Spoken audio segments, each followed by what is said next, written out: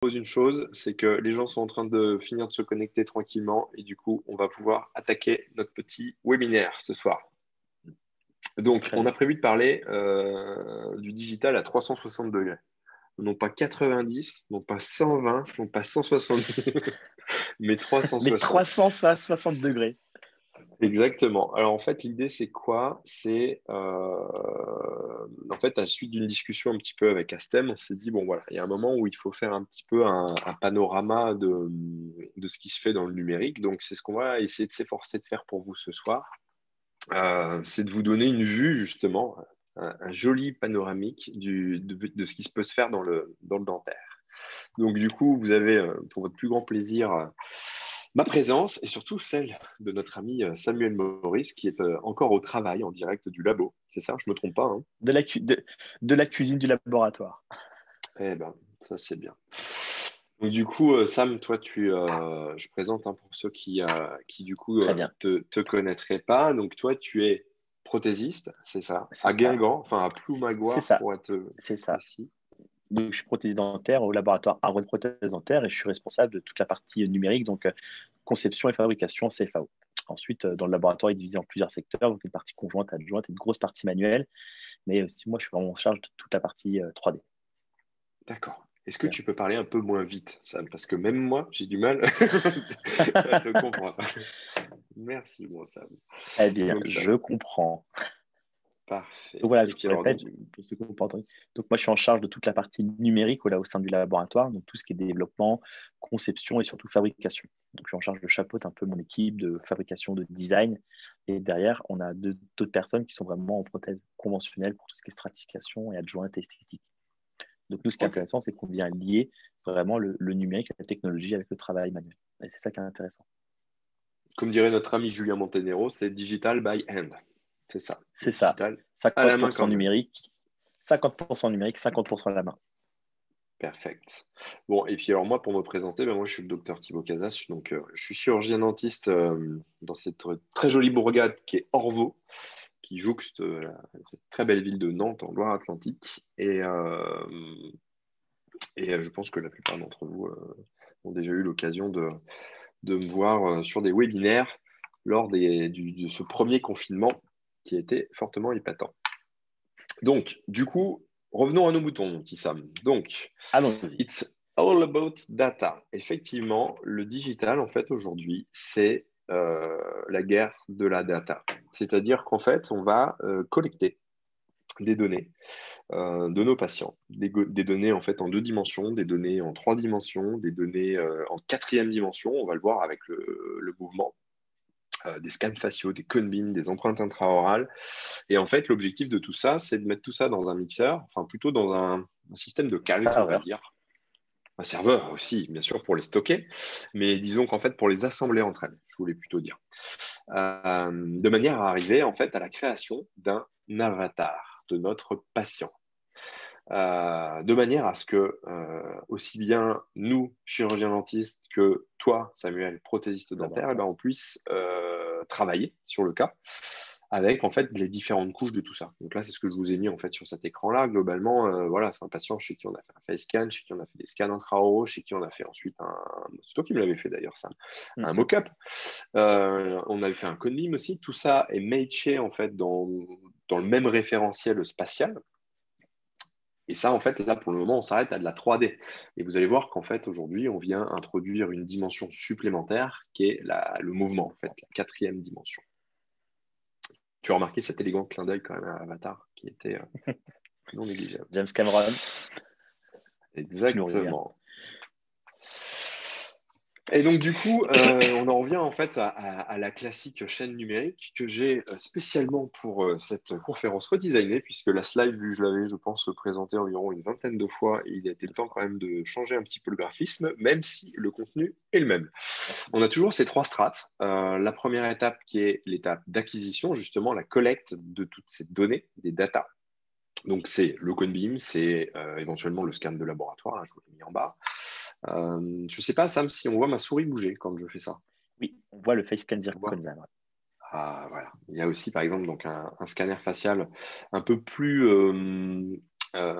costaud, on va dire, que les petits scans faciaux qu'on peut voir avec les applications Belus qu'on retrouve sur les iPads et les iPhones. Vous avez aussi des scans de type Artec et compagnie, qui sont des scans manuels qui vraiment ont des niveaux de détail et de texturisation qui sont très largement supérieurs. On verra tout à l'heure des utilisations et notamment ce que peut en faire notre ami Julien Monténero, épithésiste bien connu. Vous avez donc bien sûr la caméra de prise empreinte optique, la Trios. Pour faire la 2D, un bon réflexe avec un bon 100 mm macro, ça fait bien le job. Et puis, on a cette quatrième dimension, le mouvement, en fait, avec un outil, moi, qui, mon sens, est mon outil de prédilection, c'est le Mojo. Alors, on en parlera aussi. La Trios, elle est capable aussi de faire un petit peu de Joe Motion, bien sûr. Mais c'est du Joe Motion plus sectoriel, un petit peu plus simple. La seconde étape, qui est l'étape du design, donc là, clairement, on l'a splitté en deux parties. C'est globalement le traitement de toutes ces données. Donc, le traitement de ces données, en fait, c'est l'assemblage en fait en calque, comme je l'ai montré là, puis ensuite le design, le travail dessus. Il y a deux parties. Donc là, sur la gauche, on a tout ce qui est la partie un peu studio et tout ça. C'est la partie en fait qui est plus réservée au chairside, en fait, au travail au sein du cabinet. Et puis de l'autre côté, on a la partie Dental System, Modelier, Exocad et tout ça, qui sont des logiciels plutôt orientés labo. Ça, c'est ton pain quotidien, je dirais. C'est mon pain quotidien, c'est ça. Ce qui est intéressant, c'est de pouvoir piocher un peu de. Donc, tout est ouvert. Ça qui est génial, c'est que maintenant, le numérique, il n'y a aucune frontière, aucune limite. On peut rentrer et sortir dans tous les logiciels et il n'y a plus rien qui nous freine dans l'échange des données, quoi, dans l'échange de data. Exactement. Alors ça, c'est pas vrai chez tous les fabricants. Je fais une petite parenthèse à ce sujet. Et puis donc, en fait, là, une fois qu'on a terminé de travailler, d'assembler ces données, de planifier nos plans de traitement, de fabriquer les restaurations, etc., mais il y a un moment où il faut les produire. Et alors là, il y a deux grandes catégories de systèmes de production. Il y a l'impression 3D d'un côté qui fait un système additif, en fait, où on va venir ajouter de la matière. Et il y a le côté soustractif des choses, c'est l'usinage. L'usinage. Et ça, pareil, Sam, je crois que c'est ton pain quotidien. C'est ça. C'est vraiment deux technologies, je trouve, qui ne sont pas antagonistes, c'est vraiment des technologies qui sont adjacentes. On aura des matériaux, des choses qu'on va faire usiner, d'autres imprimer, et c'est vraiment bien de pouvoir faire les deux. Pour l'instant, les matériaux, c'est assez fabuleux de pouvoir jongler entre l'usinage et l'impression. Exactement. Bon, et du coup, on va vous montrer tout ça, bien évidemment. Donc, on va se concentrer déjà sur la première partie de tout ça, donc la partie acquisition, en fait.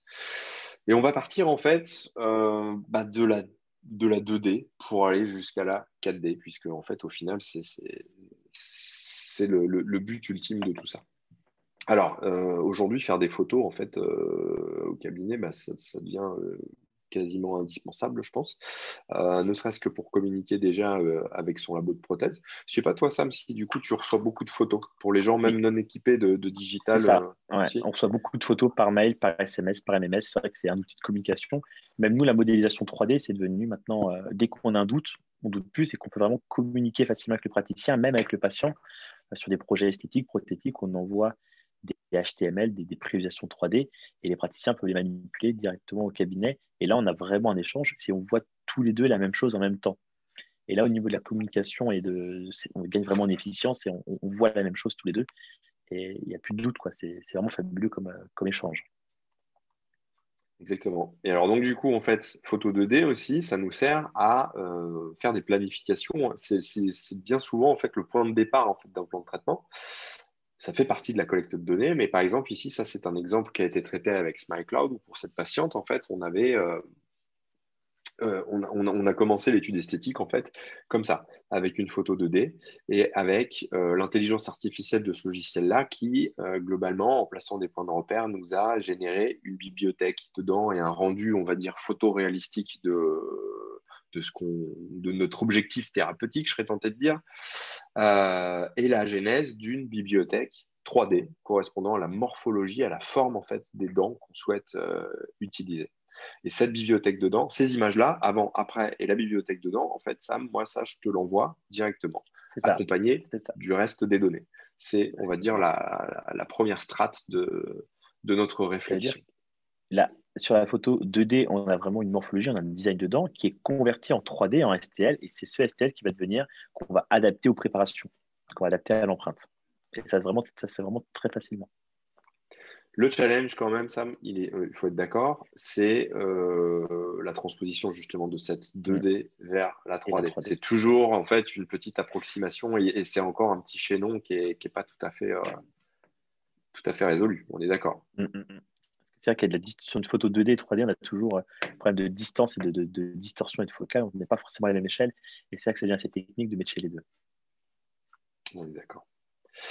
Donc, ce qui nous amène naturellement en fait à la 3D en fait, donc l'empreinte optique. L'empreinte optique, donc on en a déjà parlé pour ceux qui ont suivi les micro-learning. On a fait 3 petites vidéos de micro-learning sur un cas qui a été traité par Clémentine Chaillot avec nous, Sam.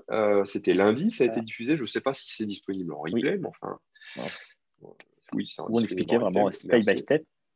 On avait fait 3 vidéos une vidéo sur l'acquisition, la modélisation et la production. Et là, on explique vraiment dans le détail l'acquisition numérique. Exactement. Donc, du coup, on va passer un peu rapidement sur ces slides-là, puisque ce sont les mêmes. Donc, c'est toujours sympa de voir un petit peu l'historique de l'empreinte optique et de se dire qu'en fait, même si on en parle beaucoup en fait aujourd'hui, parce que ça se démocratise, c'est plus simple, c'est plus reproductible, c'est plus accessible, c'est plus un peu tout, plein de choses. C'est quand même quelque chose qui est assez ancien et dont les premières démonstrations en fait publiques remontent quand même à l'année de ma naissance.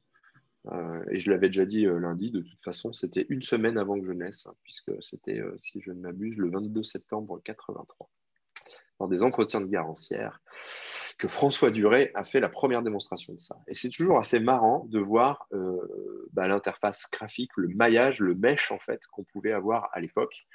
C'est ça, la triangulation. C'était quand même... c'est bluffant, franchement, pour te rendre compte, ça a 37 ans, ça. C'est génial. C'est ça. Pour Ça a l'époque, ça devait 37 être ans. impressionnant pour l'époque. Pour l'époque, c'était impressionnant. Et c'est vrai qu'aujourd'hui, on est sur des rendus qui sont comme ça. Alors ça, c'est un mappage de texture, c'est une empreinte optique qui a été faite avec une Trio, c'est un mappage de texture qui est appliqué sur le mesh, en fait, sur le maillage, donc le maillage tridimensionnel. Après, clairement... C'est comme si on appliquait une photo, c'est comme si la photo, c'était un voile qu'on appliquait sur l'objet 3D pour avoir cette couleur, cette texture. Exact. Donc là, d'un côté, on a l'empreinte sectorielle, qui est, on va dire, le gold standard aujourd'hui. On sait qu'une empreinte sectorielle, c'est supérieur à une empreinte surfacique. On sait que quasiment toutes les caméras, en fait, sont capables, sur du sectoriel, en fait, d'avoir quelque chose de reproductible et de précis. Tu confirmes? Je confirme, ouais. C'est vrai que ça a changé complètement la façon de gérer les cas et de travailler au quotidien. Mais par contre, sur de l'arcade complète, on a encore des disparités entre les systèmes. Tout le monde ne se vaut pas. Et bon, voilà, il y a eu pas mal d'études de fait dessus. Et comme toujours, de toute façon, en fait, la science a du retard par rapport aux avancées technologiques. C'est-à-dire qu'en fait, en gros, ça, c'est une étude qu'on avait fait ensemble d'ailleurs, Sam, sur Il y a les presque un différentes an ou 2 caméras. ans. Il y a deux C'est ans, quoi, tu un an vois, ou deux? Il y a quasiment 2 ans, ouais. 2 ans, parce qu'on avait 2 ans. commencé en décembre, tu vois, donc on y est presque. Et en fait, tout ça, c'est déjà faux, parce que vous allez voir après, en fait, dans les slides que l'on montre, globalement, ce sont des algorithmes qui travaillent, en fait, cette capture le capteur de la caméra prend des images, et les algorithmes les assemblent entre elles. Ils se trompent un peu, mais au fur et à mesure, les ingénieurs, ils arrivent à corriger ces erreurs. Et du coup, ça se trompe de moins en moins, en fait. Et au final, du coup, il y a un nivellement de la précision et de la reproductibilité des différentes caméras. Donc, en fait, ce que je vous montre là, en fait, ça date de 2019, mais c'est complètement faux aujourd'hui. Par exemple, fin 2019, donc déjà après, on a là un boulot qui a été fait par un de nos amis américains de Caroline du Sud, qui est Wally Ray, qui pareil, lui, a fait une étude à peu près similaire. Il avait introduit une caméra qui n'était pas sortie quand nous on l'avait fait, qui était la Trios 4. Et en fait, pareil, là, il tient compte même des versions logicielles. Et en fait, on se rend compte que d'une version à l'autre, ça change. Ce que je vous montre là, c'est faux encore, de toute façon. Donc, le matériel ne joue pas, mais il est propulsé par le logiciel qui peut complètement modifier ce tableau d'une mise à jour à l'autre. Et ça qui est impressionnant, c'est qu'une caméra qui sort, on va dire, début d'année, en fin d'année, n'est plus la même caméra, parce que le logiciel aura évolué et les calculs d'algorithmes ont changé, cette caméra sera plus performante. Donc ça, c'est vraiment impressionnant, c'est l'évolution. Le matériel qu'on achète à un moment donné ne sera plus le même dans 6 mois, 1 an. Ça, c'est vraiment impressionnant, c'est cette évolution. Exactement.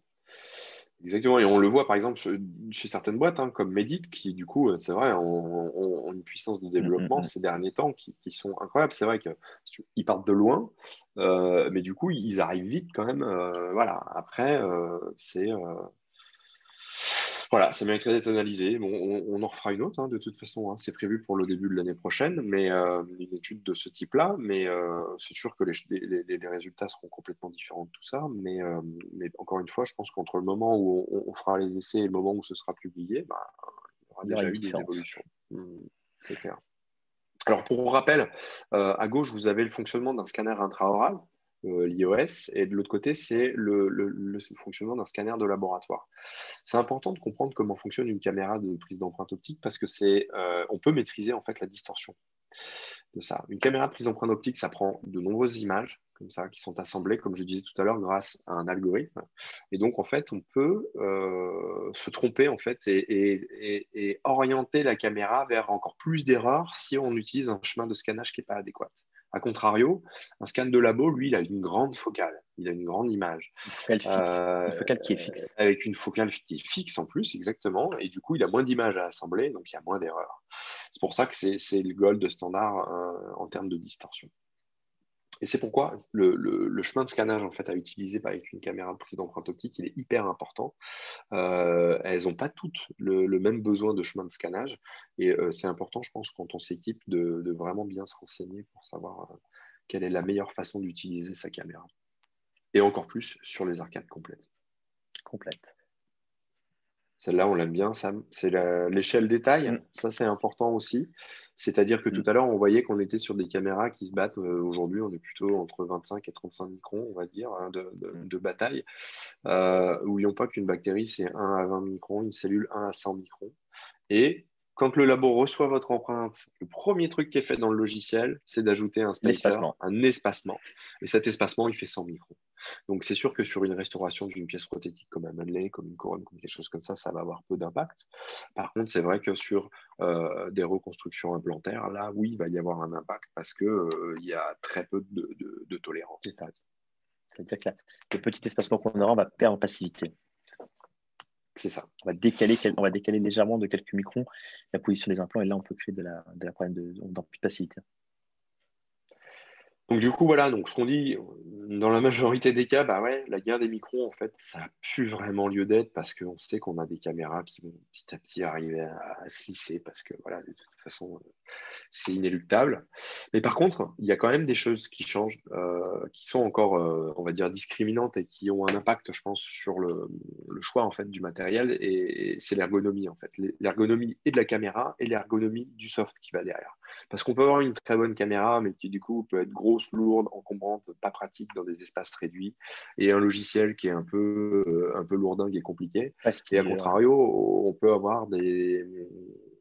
Alors je dis pas que c'est pas puissant pour autant, c'est-à-dire qu'une caméra grosse, lourde avec un logiciel fastidieux peut vraiment donner d'excellents résultats aussi, mais avec un effort et une courbe d'apprentissage qui peut être supérieure à une autre caméra qui peut être par exemple sans fil avec un logiciel qui est plus simpliste et qui du coup a une intelligence artificielle aussi qui est peut-être plus intelligente, je dirais, qui du coup en fait va plus aller dans le sens de l'aide plus que de mettre des bâtons dans les roues au final. Donc ça, c'est important. Je pense qu'aussi l'intégration de ce flux numérique dans un environnement de travail, il est important aussi parce que ben voilà, on peut avoir besoin, par exemple, de faire autre chose que strictement C'est de ça. l'empreinte optique. On peut avoir besoin de faire du smile design, on peut avoir besoin de fabriquer des aligners, on peut avoir besoin de faire des études ortho, on peut avoir besoin de planifier des implants, de concevoir des petits inlays, des choses comme ça. Et c'est vrai que si C'est tout est pas juste, intégré et qu'on... Oui, c'est dis-moi, pas juste un vas-y Sam. porte-empreinte. Voilà, c'est pas juste un porte-empreinte virtuel. C'est vraiment un flux de données. C'est pas juste là pour prendre des empreintes. Soit on peut prendre juste des empreintes et envoyer à un laboratoire, ou soit on va aller plus loin dans l'analyse, la production et la réflexion en interne. Et ça qui est intéressant, c'est savoir ce qu'on veut faire avec. Soit en faire juste des empreintes, on peut le faire, ou soit on va aller plus loin sur l'analyse, sur la chirurgie 3D. Et là, les softwares nous ouvrent ces portes. Exactement. Et donc, du coup, voilà, donc, bah, tu vois, as répondu à la suite. L'ouverture du flux, elle est aussi importante. Je pense qu'il faut qu'à chaque strate de tout ça, en fait, de cette chaîne digitale, bah, on puisse entrer-sortir, en fait, les données, de manière à ce que ce soit complètement fluide et simple à utiliser. Alors, l'empreinte optique, en tant que tel, moi, je l'utilise aussi beaucoup comme un outil de communication. Alors, moi, souvent, j'utilise, pour être totalement transparent, assez peu la détection de caries. J'utilise beaucoup les vues 3D, par contre, pour expliquer les choses aux patients, parce que les patients ont souvent du mal à s'imaginer comment ça fonctionne dans leur bouche. Et je trouve qu'en le montrant en 3D, en fait, on est beaucoup plus pertinent. Il y a des logiciels aussi. Là, c'est l'exemple du patient monitoring de chez Trios, mais j'ai vu que chez Medit, il y a un système qui est équivalent aussi. Qui viennent de sortir. Globalement, en fait, c'est un système de comparaison de scans. C'est-à-dire qu'on va pouvoir, par exemple, ici, là, sur ce cas-là, c'est un cas que j'avais déjà montré, mais c'est un suivi en fait de traitement par aligneur où la patiente avait le sentiment en fait qu'il se passait rien. Donc du coup, voilà, on a pu la scanner à différents moments en fait et lui montrer, lui dire, bah si, voilà, en fait, il se passe quand même quelque chose. Et on a pu superposer des coupes et regarder en fait et voir que le mouvement se faisait effectivement dans le sens escompté. Et puis je disais, donc bah, les caméras ne se valent pas toutes en fait en termes de distorsion sur les arcades complètes et a fortiori encore plus sur les reconstructions complètes sur un plan. Là, bah, voilà, c'est un cas d'un All-on-4 au bas qu'on a fait ensemble. Ça, Sam, oui. ce qui est intéressant, c'est que tu vois que tu as vraiment mis de la digue photo pour aider la caméra à faire l'acquisition parce que la caméra, elle n'aime pas trop filmer quand c'est plat. Et le fait de recréer un volume, ça aide l'algorithme à superposer les images entre elles, donc limiter la distorsion. Exactement. Et il y a des praticiens comme Francesco Mintrone qui n'hésitent carrément pas, eux, à mettre des points de repère fixes, type vis d'ostéosynthèse, sur des reconstructions comme ça. Et ils les laissent le temps de la réhabilitation parce que c'est le point de repère fixe osseux qu'on va pouvoir retrouver systématiquement. Donc ouais, alors pour ce cas, bah voilà, on avait fait en full numérique tout ça. Pareil, en bas, gencive libre, ben, les pauvres endroits où on avait un peu de gencive attachée, on avait collé de la digue photo de manière à avoir des points de repère fixes et ne pas se retrouver embêté en fait par ces mouvements en fait de muqueuse. Alors là, la barre, elle est posée, elle est usinée, elle est juste posée sur des analogues sur un modèle imprimé. C'était pour la photo, bien évidemment. Mais par contre, c'est Et les vrai dents que ce qui est dessus. intéressant, c'est de regarder en bouche en fait ce qui se passe. En haut, vous avez la partie la radio panneau, et puis ensuite ce sont les rétros que je vous ai Là, on mis a une sur le bonne bas. passivité. On a une belle passivité. Après, encore une fois, attention à la résolution d'un capteur radio. Je ne sais plus de combien c'est exactement, mais c'est quand même quelques microns. Et j'en avais discuté avec une nana de chez Pantera qui me disait que, en fait, eux, avec leurs analyses, etc., ils n'avaient jamais réussi à montrer une passivité aussi parfaite, tu vois, que ce qu'on pouvait avoir une empreinte au plâtre, qui considérait que c'était des passivités acceptables. Alors, tu vois, après, entre parfait et acceptable, je sais pas. Moi, en tout cas, je sais pas le discriminer à la radio. Et le truc que je peux te dire, c'est que j'ai quand même fait aussi un certain nombre d'empreintes traditionnelles et j'ai eu des passivités qui étaient moins bonnes que ce qu'on arrive à obtenir aujourd'hui ensemble. Maintenant, Sam, je ne me contredis pas, je pense, là-dessus. Il y a eu des cas où ça n'a pas fonctionné au début. On a eu une courbe d'apprentissage tous les deux pour réussir à bien fonctionner Il y a sur de la ce genre de cas. distorsion. La distorsion, c'est quelque chose d'horrible parce que on ne peut pas la voir. On a une empreinte qui paraît juste, mais elle est fausse, elle n'est pas stable dimensionnellement. Et ça, c'est quelque chose qu'on ne peut pas voir. Il y a certains cas où on arrive à tricher sur la distorsion, on arrive à la voir et en coupant les images, on arrive à l'enlever. La distorsion, c'est un peu le poison, c'est qu'on ne peut pas la voir. C'est compliqué à juger la distorsion. Exactement. Et Et le alors problème de aujourd'hui, du l'empreinte coup, physique, ouais. oui, juste sur un mot sur l'empreinte physique, ça reste le gold standard, mais c'est pareil. On peut dire si par exemple le plâtre n'est pas coulé avec le bon ratio d'eau, avec le bon ratio Ah de oui, plâtre et d'eau, on peut créer des expansions qui sont différentes. Donc, on peut toujours avoir des problèmes d'expansion avec le plâtre aussi.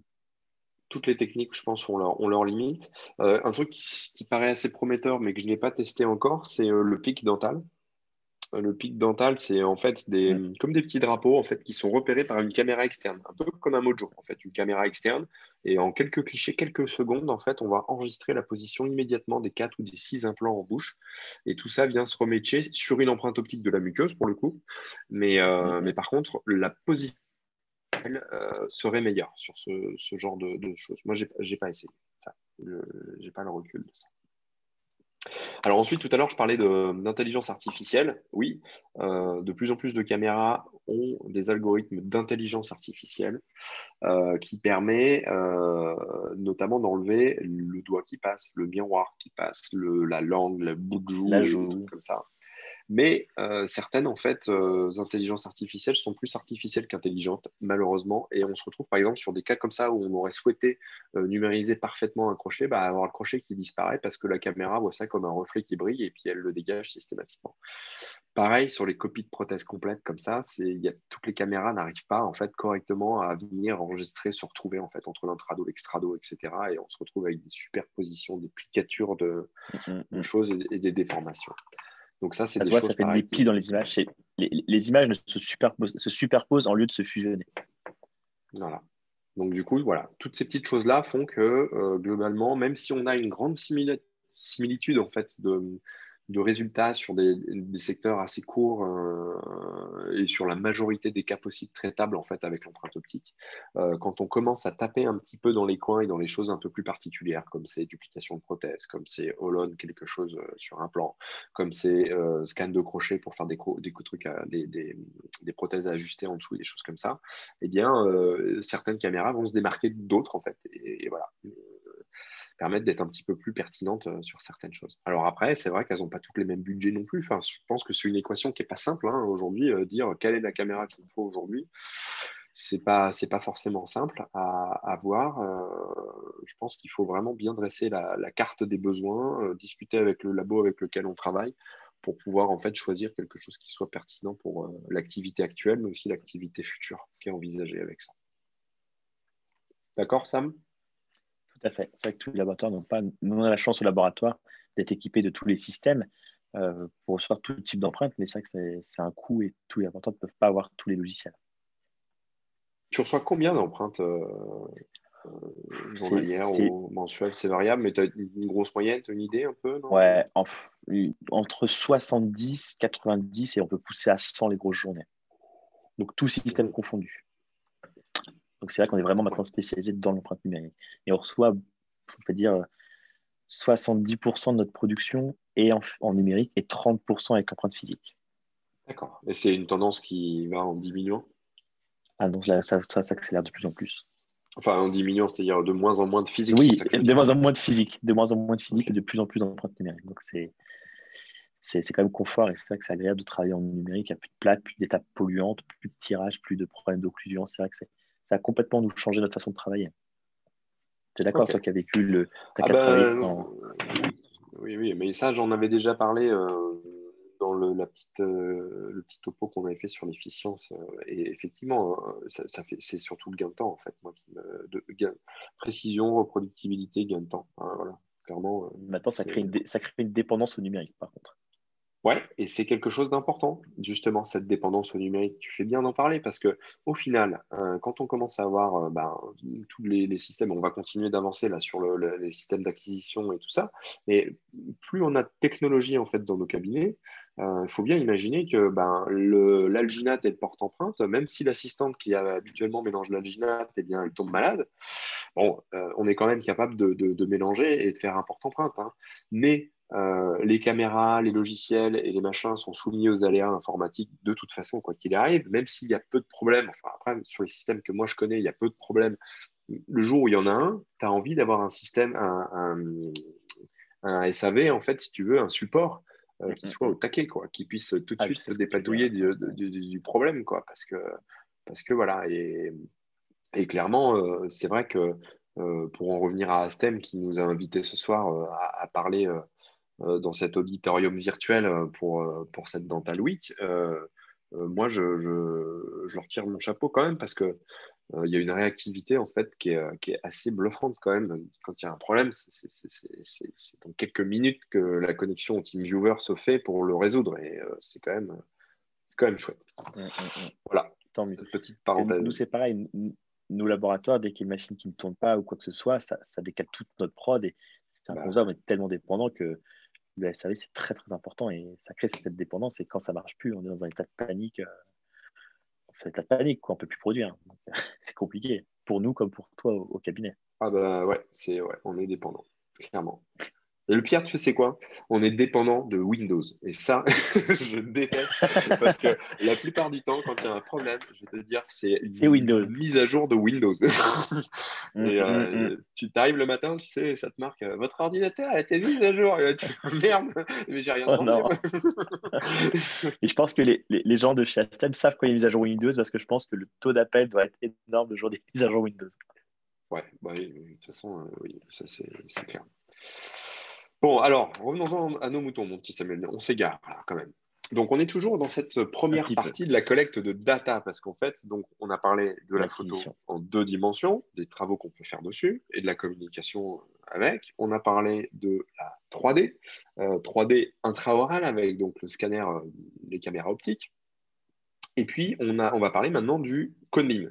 CodeBeam, c'est un outil qui est aussi aujourd'hui de plus en plus utilisé comme outil diagnostique et de communication. Moi, j'utilise donc bien évidemment pour mon diagnostic quotidien, ça c'est évident, mais aussi en termes de communication, parce que je trouve qu'aujourd'hui, en fait, on a des images qui sont tellement belles que les patients, en fait, comprennent vachement et adhèrent Mm. beaucoup plus simplement, en fait, à C'est leur plan vrai. de traitement quand on leur Pa- montre. pa- Par exemple, nos laboratoires, c'est des choses qu'on n'est pas souvent amené à voir des conneries. Dans la on en voit très peu.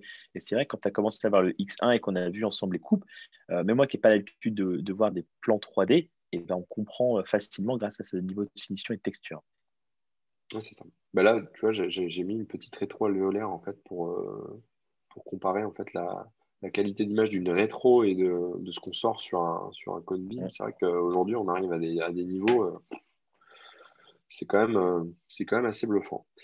Et voilà, donc ça par exemple, typiquement, hein, pour expliquer aux patients, bon bah là, on a comme qu'il y a un petit souci, ça a un peu rongé votre corticale osseuse. Bon voilà, outil de communication qui est quand même intéressant.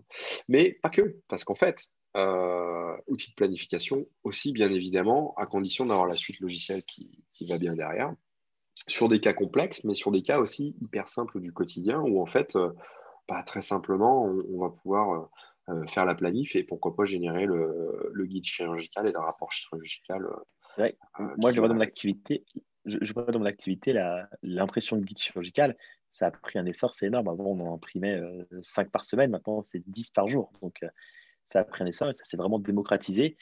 Et c'est vrai que c'est maintenant grâce au flux numérique avec les logiciels de Medshell, Coinbeam et l'empreinte 3D, c'est devenu très simple et les gens systématisent la chirurgie guidée. Ben, c'est ça, ouais, parce qu'il y a toujours un moment où on va quand même regarder l'implant qu'on va mettre à notre patient. Donc, de toute façon, la planif, il faut la faire. Et c'est vrai que si derrière, en fait, pour fabriquer le guide chirurgical, il y a juste à appuyer sur un bouton pour que tu puisses Mm. le produire toi ou que la personne le produise en Ou le faire interne, en hein, après au interne. choix. Mais c'est vrai que voilà, il y a eu une époque où c'était quand même relativement fastidieux et il Mm. fallait quand même. Bon, C'était maintenant, assez élitiste, ça coûtait très cher, c'était des systèmes fermés. Maintenant, ça s'est démocratisé avec tous les logiciels qu'on connaît. Ça s'est vraiment démocratisé et tant mieux, c'est intéressant. Parce que maintenant, c'est plutôt des chirurgies qui sont aussi prothétiquement guidées. C'est-à-dire que c'est intéressant toujours de faire des wax-up, de planifier une prothèse et pouvoir planifier un implant. Ça évite de se retrouver avec un implant entre deux dents et avoir quelque chose d'un peu disgracieux au niveau des profils d'émergence. ouais. Et puis pour la pérennité du traitement aussi, bien sûr, parce que de toute Mm. façon, un implant qui est posé là où il faut pas, à la fin, ça torche, on le sait bien. Et oui, c'est tout. Alors le CodeBeam, en fait, c'est aussi un outil d'acquisition. Et ouais, en fait, c'est capable de scanner de la résine. Ça, c'est un exemple en fait d'un complet qu'on avait scanné Mm. ensemble, Sam. L'idée, c'était d'utiliser le CodeBeam comme scanner parce qu'on sait qu'on a une résolution de 80-100 microns, donc en fait, ce qui est largement suffisant pour ça. Et ça, c'est la reconstruction 3D en fait du complet que j'avais scanné. Alors, on avait fait le haut et le bas de ce cas-là, et je t'avais envoyé les fichiers STL reconstruits. Mm. Et toi, tu t'étais amusé à Faire faire un copy denture. un copy denture, Un où copy du denture, coup, c'est tu ça. avais. Donc, ça, c'est ton C'est-à-dire qu'on logiciel de labo, tu cliques sur les c'est ça, dents, c'est ça? c'est Tu as ça. On juste à vient les cliquer sur les détourer, dents sur mes STL, et ça c'est les ça, détourne, tu retouches c'est un peu les ça. limites, et à la Ouais, fin, il y a ça un peu fait de ça. travail. Ouais, c'est ça. Ça vient séquencer, en fait, ça vient séparer avec la spline, ça vient séparer les dents et la plaque rose. Et derrière, on peut avoir deux fichiers 3D différents qu'on peut imprimer le rose en rose et les dents usiner, les dents avec du dégradé. Et là, on fait vraiment une copie conforme de la prothèse existante. Donc, un patient qui veut une deuxième prothèse de secours, elle aurait typiquement la même prothèse. Sur cette slide, on voit même pas laquelle est la vraie prothèse et la prothèse du piqué. Donc ça, c'est assez bluffant quand même, hein. Ouais, On c'est voit même clair. pas laquelle a été du piqué et laquelle est la vraie. Autre utilisation de ça, hein, c'est-à-dire que on utilise ça aussi, on va le voir après, pour recréer des bases doc de luxe C'est-à-dire C'est ça. que dans la mesure où on a splitté les dents, etc., on va pouvoir recréer en fait une sorte de Mm, bourrelet qu'on va remettre sur des bases qu'on va rebaser pour pouvoir exactement. régénérer. On va voir ça tout à l'heure Et aussi. par Ok. exemple, un patient peut dupliquer une prothèse en impression 3D pour faire une base d'occlusion. C'est quand même dommage qu'on a une personne qui porte un complet qui est déjà toléré et habitué. On repart de zéro, c'est quand même dommage. C'est-à-dire qu'on met de côté presque 80% du travail. C'est-à-dire que cette prothèse, elle a juste besoin d'être remarginée et recalée à la dimension verticale. C'est-à-dire qu'on imprime ce complet existant et on l'optimise. Et ça, on va le montrer tout à l'heure parce que ça, c'est vraiment quelque chose d'intéressant. Et ça, Exact. on en revient tout à l'heure. Alors, Ça sera la surprise. autre chose intéressante aussi, c'est le face scan. On le voit beaucoup. On voit beaucoup des choses matchées avec des caméras Bellus. Alors, Bellus, c'est une petite application qu'on retrouve sur iPhone et iPad qui utilise en fait le capteur. C'est le capteur TrueDepth de chez Apple C'est qui ça. envoie en fait un nuage de points pour déverrouiller le téléphone en fait pendant que c'est le truc qui remplace le Touch ID qu'on avait avant. Et en fait, l'application Apple permet à certaines applications tierces d'utiliser ce système-là, ainsi que l'appareil photo frontal, en fait, pour pouvoir donc scanner le visage. Donc, on obtient des scans qui sont un peu, on va le dire, quand même grossiers en termes de maillage, de texture, de maillage 3D De 3D. tridimensionnel, de mesh, quoi. Mais il y a un joli mappage de texture dessus et c'est vrai qu'ils ont optimisé les choses un petit peu pour essayer d'améliorer les scans au niveau des dents et permettre des matchings et des choses comme ça. Moi, je trouve qu'on n'est pas encore au niveau de scans un peu plus poussés comme les scans des Artec et des choses comme ça, C'est vrai que les quand on utilise la Zirconium Face Bellus, Center. on a essayé de faire des matchings de points, des points de corrélation, et c'est très difficile de les matcher point par point. On est obligé de faire des repositionnements manuels, d'avoir l'objet du visage, essayer de le centrer par rapport à l'empreinte. Ça reste, c'est pas assez précis. En fait, peut le dire, on va le montrer qu'effectivement, il y a quand même un petit décalage entre ce que tu peux obtenir avec un scanner tech, avec les dents réellement bien scannées, le visage, etc., et le matching de tout ça, et un scan Bellus avec leur algorithme de repositionnement du maxillaire. On a des distorsions quand même un petit peu. Néanmoins, ça reste un outil qui va quand même donner des informations, et on va le montrer après, qui donne des informations non négligeables. Alors, ça, c'est l'exemple d'une patiente. Voilà, ça c'est un face scan qui a été fait avec le X1 et le code BIM. Alors, forcément, du coup, vu que l'acquisition se fait en même temps, tout est parfaitement matché. Là, il n'y a pas d'erreur. Donc, ça, c'est intéressant parce que ça nous donne un certain nombre de points de repère, en fait, hein. Mais ça peut aussi être utilisé en fait dans des reconstructions un petit peu plus complexes. Et là, je pense à notre ami Julien Montenero et à Julien Guillol aussi, hein, où pour les reconstructions faciales un peu plus compliquées, eh bien, en maxillo, on arrive à faire des choses assez chouettes. Ça, c'est un scan qui a été fait avec le X1. On a une définition de surface qui est pas extraordinaire, qui est un peu comme ce qu'on obtiendrait avec un Bellus, hein. On est loin de la définition d'un Artec. Mais néanmoins, ça donne quand même quelques informations pour pouvoir travailler. Ça, c'est un autre cas que j'avais fait. C'est un cas qui est fait avec le Face Center de chez Zirconza. Alors, petite pensée émue pour Julien et Julien. Julien Guillol et Julien Montenero, avec qui on partage la Maxillo Team au CHU de Nantes et qui travaillent beaucoup sur tous ces cas-là, tous ensemble, à mettre des implants et des choses comme ça. Vous l'avez déjà vu probablement dans des petites confs qu'on a pu faire. Donc, on termine un petit peu là, Sam, la partie de l'acquisition en 3 dimensions, hein, avec donc le scanner intraoral, avec le face scan et avec le code BIM. Et on arrive sur la partie 4e dimension, c'est l'occlusion Le dynamique. mouvement. Alors, le mouvement, en fait, aujourd'hui, on n'a pas 40 millions de solutions globalement, euh, où on a un système interne, comme la Trios. Donc ça, c'est le Patient Specific Motion, qu'on retrouve ici. Patient Specific Motion, en fait, en gros, on va scanner le haut, scanner le bas, prendre l'occlusion du patient et ensuite laisser la caméra sur le côté en vestibulaire et on va demander au patient de faire des mouvements. Et ces mouvements-là vont être enregistrés par la caméra.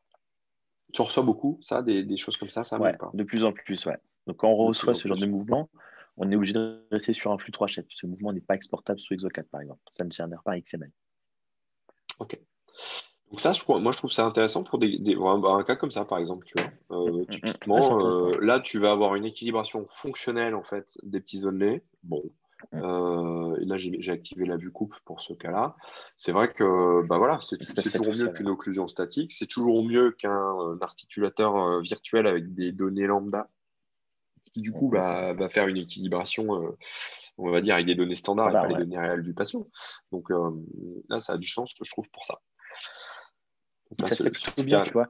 À la modélisation, ça se fait tout seul, c'est-à-dire que ça se fait tout seul, c'est-à-dire qu'on adapte en statique et après en dynamique.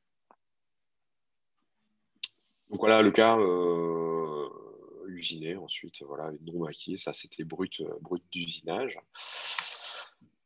Et puis ça marche aussi, bah alors là, voilà, c'est pareil, ça c'est un cas qu'on avait essayé sur des dents antérieures pour voir si, s'il y avait besoin de tailler ou pas, ou si on pouvait y aller prépless. Et bah, on voit le tremblotement en fait de la mâchoire. On le voit bien là, hein, ce petit tremblotement en fait, eh bien c'est bah, justement c'est un peu l'inexactitude, c'est la limite en fait de la technologie, c'est-à-dire Mm. elle a du mal à bien se repérer parfaitement dans l'espace, même si les points d'occlusion sont pas déconnants hein, par rapport à la réalité. Ouais, c'est Bon, assez stable. Ouais. on arrive à la limite du système. Donc ça, c'est, on va dire, l'occlusion dynamique intégrée à une caméra d'empreinte optique. Pour des petits secteurs, plutôt latéraux, je dirais, mais qui marchent aussi pour des trucs antérieurs. En l'occurrence, ça marche pas trop pour du full large. Et bah, dès qu'on commence à taper un peu plus dans le dur, et ben là, on arrive Tu vois, sur... je rebondis sur ce que tu dis parce que quand on fait une empreinte full arch, c'est-à-dire que les 4 trios sont bien faire 2 mordus, un de chaque côté, et le staging motion, tu ne peux pas faire 2 mordus dynamiques. C'est un de chaque côté, donc Exactement, ouais, on perd ouais, tout l'intérêt. c'est exactement ça. En fait, tu le vois bien, parce que quand tu regardes le mouvement, en fait, tu as des interpénétrations du Mm, modèle, en fait, de l'autre côté, tu vois bien que c'est pas, mm. que ça va pas. Alors, les systèmes d'enregistrement externe, nous, on va parler du Mojo parce que c'est quelque chose qu'on connaît et qu'on utilise Qu'on au maîtrise. quotidien. Il y a d'autres systèmes d'enregistrement externe qui existent aussi, mais justement, enregistrement externe, c'est exactement ça.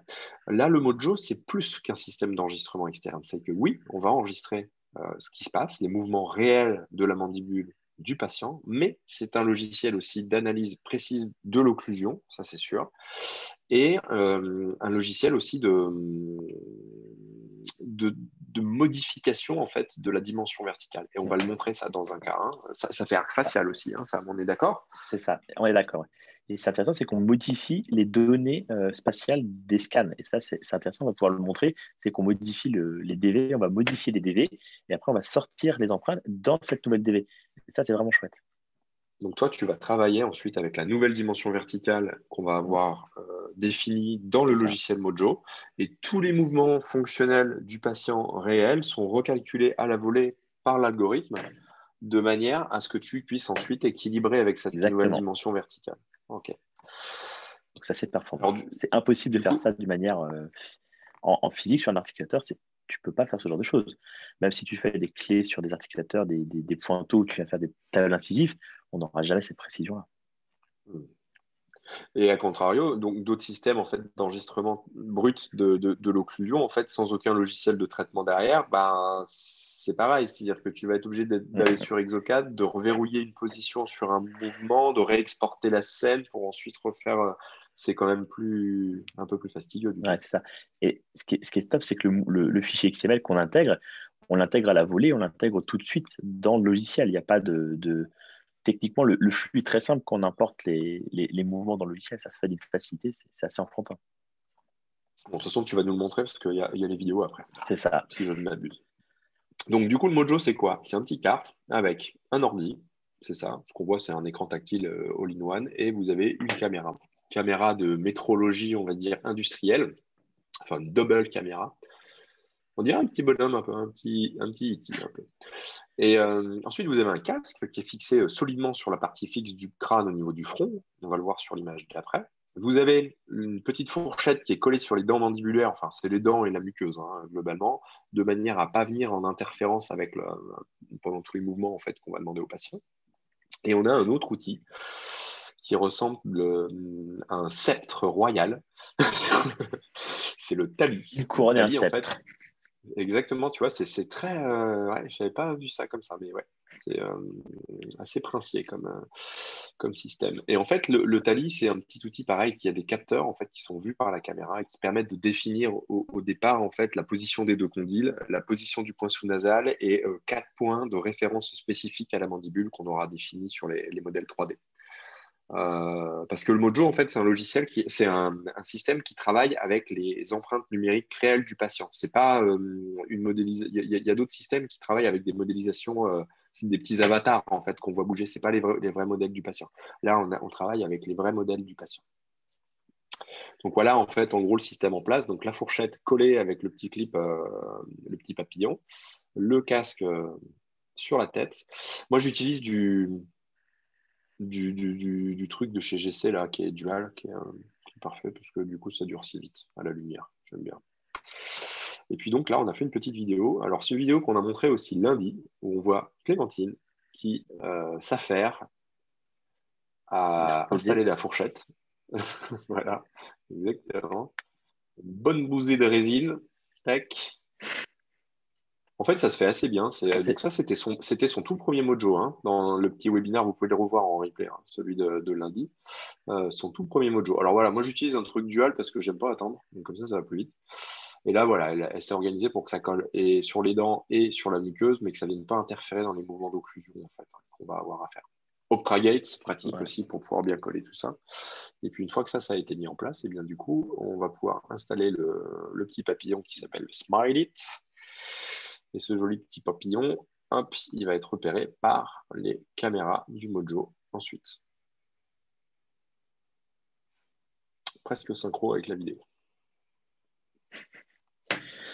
Donc voilà, tout est en place. Le casque, le petit smiley, et puis là, donc avec le fameux sceptre, à définir des points de référence en fait, que le logiciel lui demande au fur et à mesure. Donc, en général, on cherche le point, on se positionne, et c'est l'assistante qui clique sur l'écran tactile de l'ordinateur pour valider la position.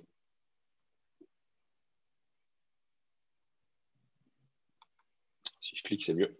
Et donc voilà, en temps réel, on voit la patiente qui va bouger et en même temps l'enregistrement qui se fait des mouvements. Donc là, on peut demander toute une collection de mouvements. Alors, il y en a qui sont préenregistrés où c'est du open close, protrusion, latéralité, mastication, phonation. On peut même manipuler le patient en fait. Donc c'est pour ça que la fourchette, il faut bien la fixer quand même parce qu'on peut le manipuler pour par exemple, le mettre en relation centrée, on peut utiliser des programmeurs de coils, on peut faire tout un tas de choses. Et puis, à la fin, on se retrouve à pouvoir travailler sur le logiciel. Donc ça, moi, Sam, quand on a fait ce cas-là avec les filles, en fait, on t'a appelé, on s'est connecté ensemble en TeamViewer. D'ailleurs, on voit le petit logo TeamViewer en bas de l'écran. Et en fait, ensemble, on a fait quoi? On a avancé image par image. Voilà. On a étudié l'open close, donc le chemin d'ouverture, donc le schéma de Fosselt, pour déterminer vraiment une ouverture qui est quelque chose de physionomique. On n'est pas venu sur un articulateur virtuel où on n'a pas le rayon de courbure idéal. Et derrière, quand on vient faire une gouttière ou n'importe quel type de restauration, qu'on augmente une DV sur l'articulateur avec un rayon de courbure qui n'est pas bon, on se retrouve avec souvent une surocclusion postérieure et une déviance antérieure. Donc là, on a regardé ensemble avec Thibaut l'épaisseur de résine pour la gouttière pour avoir quelque chose, une résine qui soit assez résistante. Pas qu'on soit trop fin et surtout qu'on a avoir assez d'épaisseur pour pouvoir vraiment avoir une table occlusale le plus lisse pour avoir le moins d'interpénétration possible. Bien. Et donc, du coup, une fois qu'on a eu fini ça, on est allé dans les outils du Mojo et on lui a dit, ça, c'est la nouvelle rime que tu dois utiliser. Et à partir de là, le logiciel a recalculé à la volée la nouvelle rime. Pour lui, c'est sa nouvelle position de départ. Et du coup, on va voir la vidéo là. Maintenant, tous les mouvements fonctionnels qu'on avait enregistrés avant ont été recalculés à partir de cette nouvelle position en fait, mandibulaire. Donc ça, c'est assez puissant. Donc là, j'exporte en fait les fichiers. Toi, tu te retrouves avec les modèles orientés dans l'espace avec cette nouvelle position de départ de référence et tu as un fichier XML. C'est ça. C'est ça. On a les nouveaux STL, on a des nouveaux STL qui sont renommés. Donc, ça s'appelle, je crois que c'est Initial Upper ou Initial Lower. Ça renomme des STL et c'est ces STL renommés et modifiés dimensionnellement qu'on intègre dans Exocad. Ok.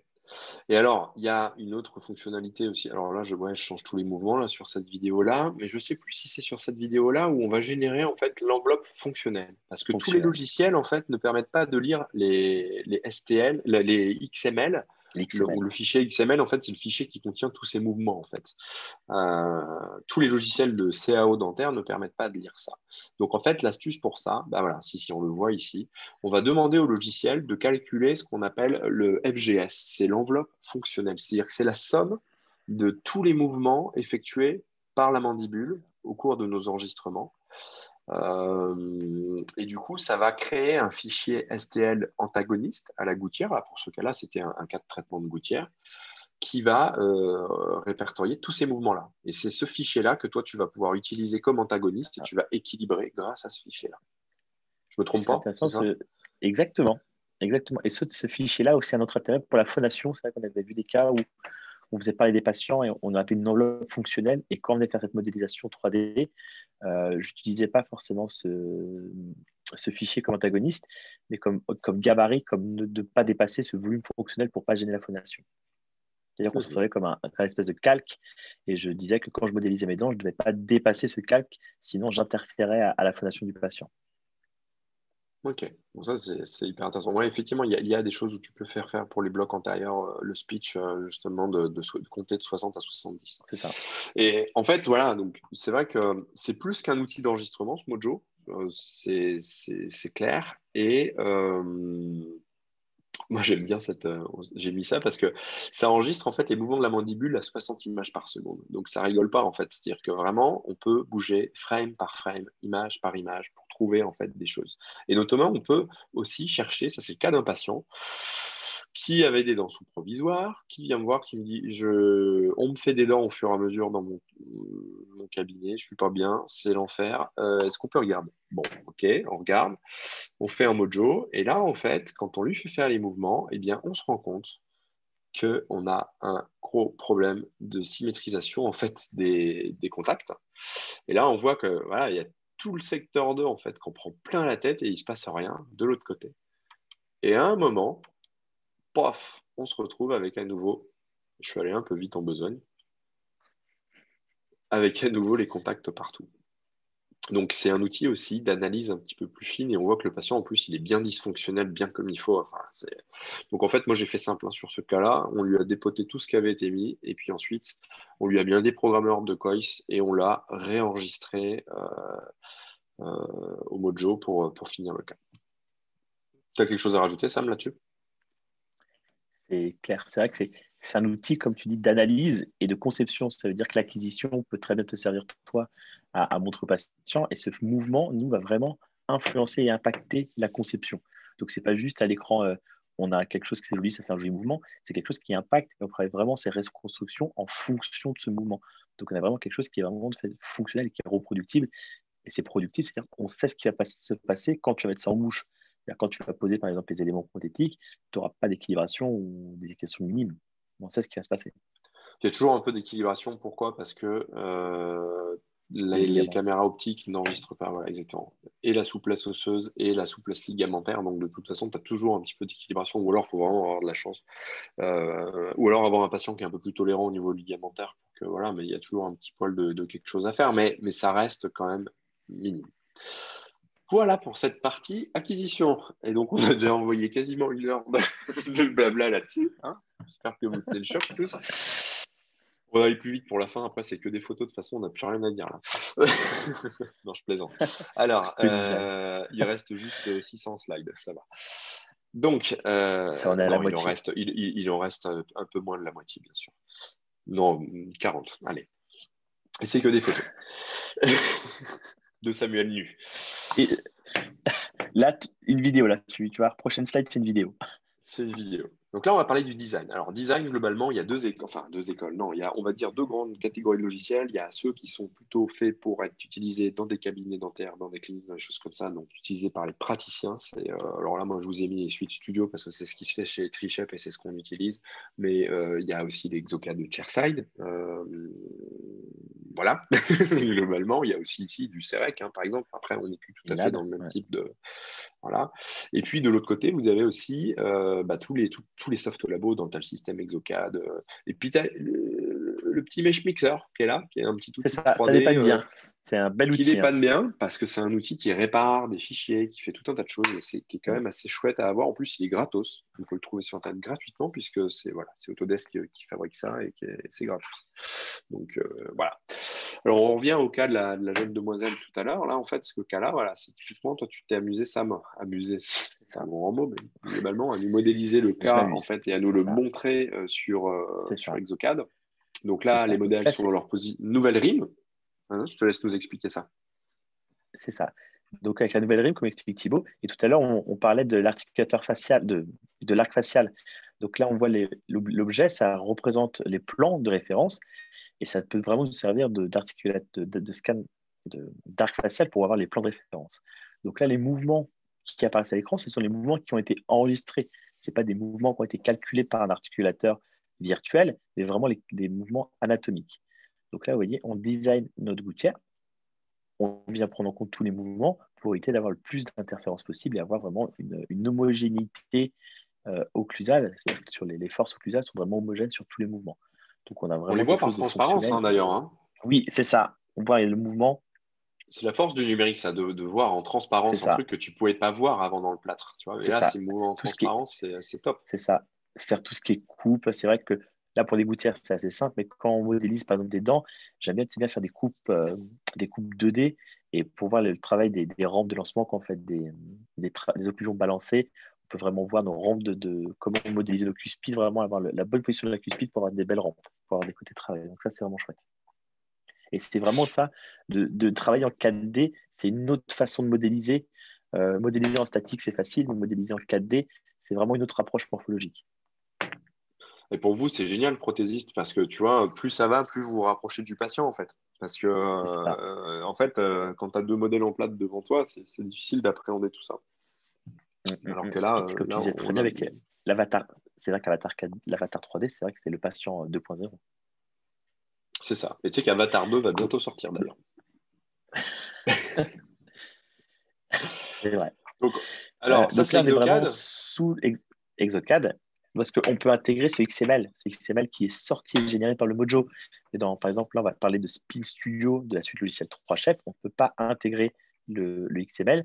On va intégrer l'enveloppe fonctionnelle, donc l'enveloppe fonctionnelle qui est la suite des mouvements, et on va utiliser cette enveloppe fonctionnelle comme antagoniste. C'est-à-dire que moi, je vais faire déborder volontairement ma gouttière, je vais la mettre en surocclusion, et quand je vais adapter ma gouttière à l'occlusion, ça va adapter logiquement les mouvements. Donc là, je vais travailler sur toute On la voit en bleu, partie c'est les zones de comblement de de contre-dépouille, c'est contre-dépouille, ça c'est ça. pour la gouttière? C'est ça. Ok. Parce que là, on va faire des gouttières qui vont être en impression 3D. Donc, il faut que la gouttière soit parallèle, mais il faut qu'on ait un peu de rétention pour que la gouttière soit rétentive. Donc, toutes ces zones bleues, ce sont les parties contre-dépouille et on peut facilement jauger où on vient mettre notre gouttière pour avoir une bonne rétention. Donc, c'est toujours l'équilibre entre ça doit descendre, tenir, mais ça ne doit pas tenir en force. Donc là, on voit que quand j'ai modélisé ma gouttière, je l'ai mise en surocclusion et toutes ces zones rouges sont les zones en contact. Donc, on aura aussi, malgré qu'on n'a pas ce mouvement qui est assez sympa à l'écran, on aura quelque chose de fonctionnel avec cet antagoniste modifié. Ouais, c'est ça. C'est vraiment la somme de tous les déplacements, en fait, C'est ça. des mouvements. Hein, on est d'accord. Et là, en Ce qui est plus, tu as un intéressant, c'est que jeu, tu c'est intègres ça. ce jeu-là, en plus, sur un articulateur, pour Voilà, le coup, virtuel. virtuel, c'est ça, qui est juste là pour faire joli. D'accord. Mais Bon, qui est pratique dans certains cas où on n'a pas. Voilà. il a le Ça n'a mérite pas d'être là. d'importance sur cette restauration. Il a le mérite d'être là. Je dis que c'est le mérite d'être là. Quand les praticiens n'ont pas utilisé Mojo, c'est intéressant d'avoir au moins pour faire des pans de glissement, quand on veut faire vraiment des plaques d'argent. C'est intéressant que le logiciel ait un articulateur pour pouvoir gérer des tremplins vestibulaires sur les plaques d'argent. Mais là, pour le coup, il n'y a pas besoin. Et d'ailleurs, pour être tout à fait honnête et transparent, on pousse à mort chez 3Chef pour qu'ils intègrent le XML du Mojo et de toute façon, on ne les lâchera pas. Voilà, ça, c'est dit. C'est bon. Bon Et donc, nous entendeur. voilà, à bon entendeur. Donc voilà, maintenant, nous voilà arrivés à la troisième étape, qui est l'étape de la La production. production. Donc, production usinage ou production impression 3D.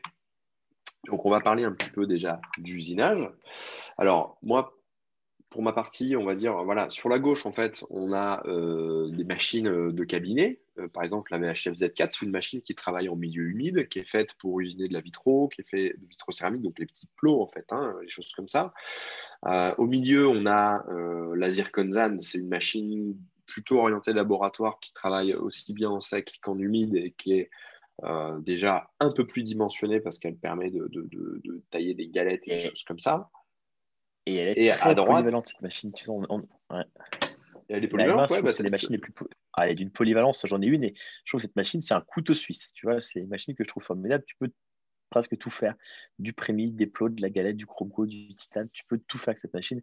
Et je la trouve bien foutue parce que c'est la puissance du software sur le Zirconzan. C'est que la machine, ça reste une machine assez standard, mais le programme derrière des calculs d'outils, il est assez faible. Tu peux tout faire et bien en plus. Et ça, c'est la magie du hardware et du software. c'est ça.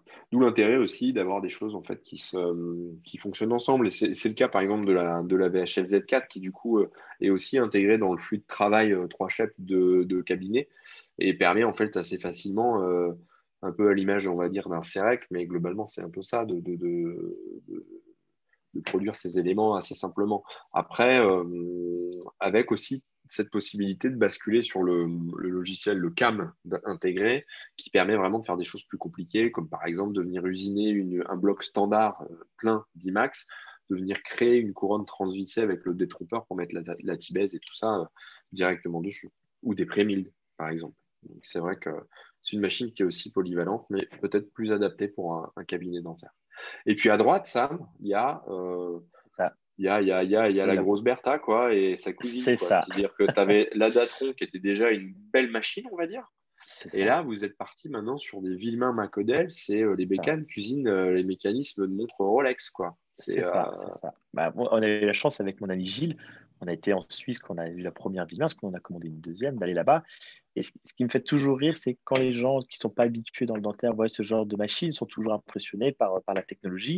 Nous, on a été là-bas, c'est l'entrée de gamme chez Villevin. Et ça, je trouve ça rigolo, c'est que nous, on a eu la chance de rentrer dans un milieu d'usinage. Les contraintes mécaniques qui se lient dessus, là, sur cette machine-là, on a des règles de verre, des calculateurs. C'est assez technique à utiliser. Mais par contre, on a une précision de 4 microns toute l'année. Et ça, c'est vraiment fabuleux en termes de précision et surtout quelque chose. On a une broche très puissante et ça envoie du copeau, quoi. C'est pour ça que la différence vraiment entre les deux machines, c'est le système d'irrigation. C'est-à-dire, comme on peut voir sur la petite vidéo en bas à droite, quand on usine, on a un jet d'huile, de l'huile de coupe. Et l'intérêt, c'est qu'on n'a pas d'échauffement de pièces, on use beaucoup moins les fraises, mais il faut des machines assez conséquentes pour pouvoir intégrer de l'huile de coupe. À droite, sur la Datron, on va vraiment usiner du sec, du chrome cobalt, un peu de titane, mais avec une brume, une petite de l'air mélangé avec de l'huile pour éviter les échauffements. Et c'est vrai que le fait d'usiner sous huile, c'est un autre monde, quoi. On use beaucoup moins les fraises, c'est beaucoup plus précis. Et surtout qu'on peut ébaucher, donc les premières passes, avec des grosses fraises, des toriques qui font 8 mm de diamètre. Et là, ça envoie du copeau, quoi. il n'y a pas une fois où ça a pris feu, Sam?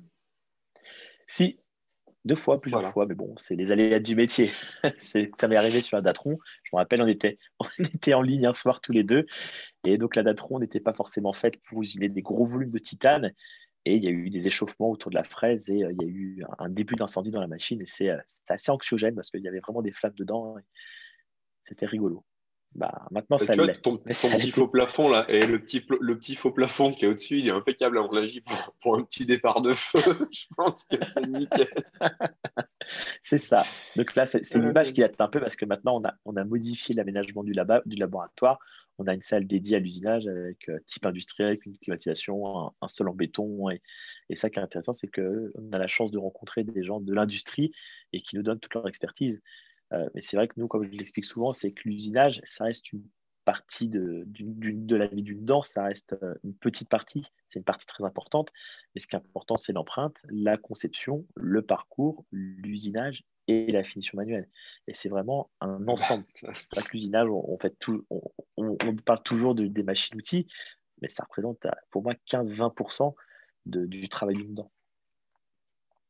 Tu me ok. contrediras pas là-dessus, je pense. Bah non. Bon, et à la fin, ça sort ça, Sam. C'est ça? C'est ça, des jolis Ah. styles cuisinés. Ça sort des Donc jolis c'est vrai qu'on styles a, cuisinés qui sont c'est légers. ça, c'est ça. Donc le titane, couler du titane de manière conventionnelle, c'est quelque chose de compliqué parce que le titane, ça se coule très mal, c'est un peu pâteux, donc il y a beaucoup de porosité. Là, on a la chance de pouvoir faire des stylites usiné dans la masse, exempt de tout défaut, il n'y a pas de porosité, pas de rotassure. On a une mouillabilité qui est exceptionnelle, une biocompatibilité, donc il n'y a pas de sablage, donc c'est vraiment fabuleux. Et c'est pour ça que nous, on croit tellement à cette technologie et à ce système on est parti sur une deuxième machine pour pouvoir en produire plus. Ceci dit, c'est Et vrai aussi, qu'issu d'une empreinte, tiré d'une empreinte optique, c'est juste dingue, hein. Ça rentre, clac, quoi. c'est ça. C'est top. Et on C'est fait top. Et aussi encore une parfois, fois, il y a une courbe d'apprentissage pour les prises d'empreintes, oui, de ce genre de choses, c'est ça. pour être On sûr sait fait d'être beaucoup de cool. choses, c'est que on fait aussi, on a une activité, on fait quand même pas mal d'inlacore. C'est vrai que l'inlacore usiné en titane, c'est quand même pas mal. Mais il n'y a pas que ça, Sam. Tu usines aussi des choses comme ça? C'est ça, c'est ça. Donc c'est vrai que pour la prothèse combinée, quand on usine beaucoup de chrome cobalt pour tout ce qui est CCM, c'est vrai que on fait plus de coulée, donc plus de rotassure. Quand on monte de la céramique et qu'on vient stratifier, qu'on monte le métal en température, il peut y avoir des dégazements liés à la coulée. Là, le métal est usiné, il n'y a pas de surprise. Là, l'intérêt, c'est qu'on peut faire de la prothèse avec des attachements. Ça veut dire que ce joli attachement jaune, cet équateur, il est vissé dans le bridge.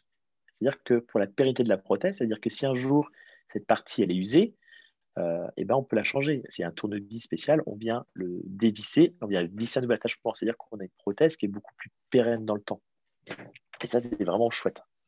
Que je pense que c'est déjà arrivé de voir des patients qui ont des bridges CCM avec des petites boules.